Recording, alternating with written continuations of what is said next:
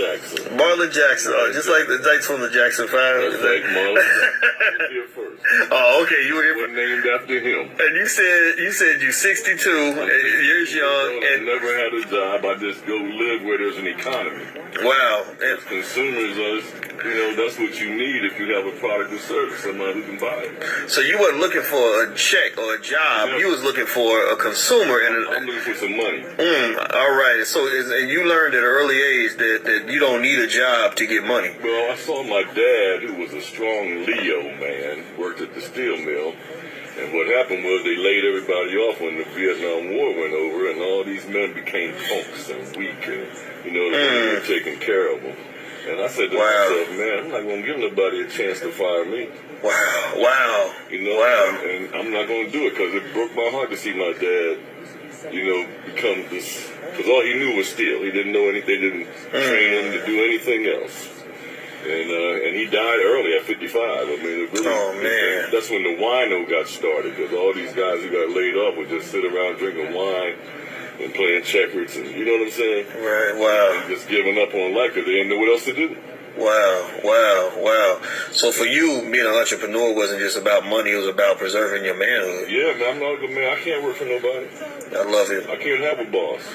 All right, man. I love it. My kids got something to do. I want to go see it. I don't need to go to nobody to ask for permission. Right on. So did you feel like the majority of the men you know have that mindset? Do you think it's the opposite, that the majority? Well, I think we mess our little men up because we tell them to get a job, we tell them they need to work, and those are slave terms. We need to tell our young kids, you need to make some money. So their minds will open up and they can start innovating, because it's hard to get a job when 10 million people are applying for the same job. And we do this to our kids, man, and these kids almost like, I'd rather go smoke some weed.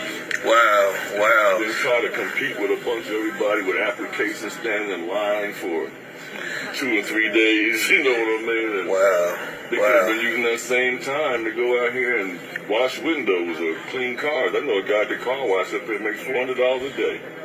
He just sits out there, people come consumers who don't want to clean their own car. Wow. He makes about $20 a car, and he's making $400 a day. He don't have no overhead, but you just got to make money so that we can free our mind. Wow. Because work and job are slave words. That's what slaves do. Wow, man, you preaching. It's funny. Did you catch the speech I gave? No, I didn't. That's what's funny. You didn't hear the speech. I was talking about this, but you didn't hear the speech. I know Ron. I'm his personal assistant. So okay. Ron's from Oakland. I'm from Philly. I'm Malcolm X. He's Black Panther.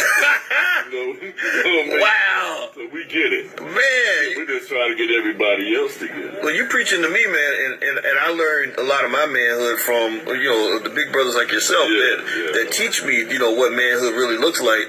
We don't. I do taxes, and the people who work for all these years, man, by the time they get retired, they're so beat up from working all them years, and they ain't making as much money, and they're like the slave that you said, you're free now. And then you tell the chopper, you're free now, you ain't gotta work no more. Man, they gotta figure out what to do with 10 hours a day. Wow, and that ain't easy. And no skill in terms of how to make their own money. How to do something else. Wow, man. Then they end up working at Walmart. All right, I'm gonna let you get that call, man. Thank you, bro.